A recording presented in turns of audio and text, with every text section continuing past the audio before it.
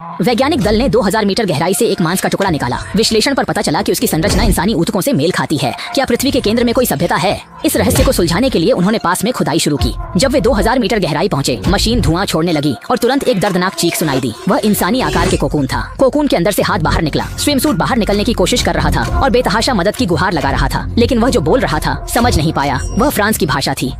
उस भाषा का इतिहास 100 साल से भी ज्यादा पुराना है। तो फिर वह महिला अब तक कैसे जीवित रही, और वह भी लगातार जमीन के नीचे दबी हुई? मजदूरों ने उसे बाहर निकाला और अपने पास रख लिया, लेकिन शुरू से लेकर अब तक वह लगातार कुछ कहे जा रही थी, जैसे कि उसके पास कोई बड़ा रहस्य हो जो वह सबको बताना चाहती हो, मगर वहाँ मौजूद कोई भी उसकी बात समझ नहीं पा रहा था। तभी जब चश्मा पहने आदमी ने उसे शांत कराने की कोशिश की तो अचानक उस महिला की नाक से एक स्पर्शिका बाहर निकली और फिर तुरंत अंदर चली गई। ये सब एक पल के लिए ही हुआ, लेकिन सामने खड़े चश्मे वाले आदमी ने सब कुछ साफ साफ देख लिया। अब सब लोग डर के मारे उसके पास जाने की हिम्मत नहीं कर रहे थे। इसी बीच वह महिला फिर से बोलने लगी और इतिहास के विशेषज्ञ टेडी को उसकी कुछ बातें थोड़ी बहुत समझ में आने लगी। वह आदमी जैसे कह रहा था कि उसके शरीर के अंदर कुछ है, लेकिन इसके बाद जो उसने कहा वह लोग समझ नहीं पाए। सबको लगा कि वह भूखा है और उसे खाने के लिए कुछ चाहिए, इसलिए जॉन ने उसे एक ब्रेड दे दिया। भूखा वह आदमी ब्रेड को तेजी से खाने लगा, लेकिन जैसे ही उसने देखा कि जॉन के हाथ में एक छुरी है, वह तुरंत रुक गया और उत्तेजित हो गया। उसने इशारा किया कि जॉन वह छुरी उसे दे दे और फिर गले पर काटने का इशारा भी किया। जॉन समझ गया कि यह आदमी मानसिक रूप से अस्थिर है, इसलिए उसने उसकी बात पर ध्यान न दिया, लेकिन वह आदमी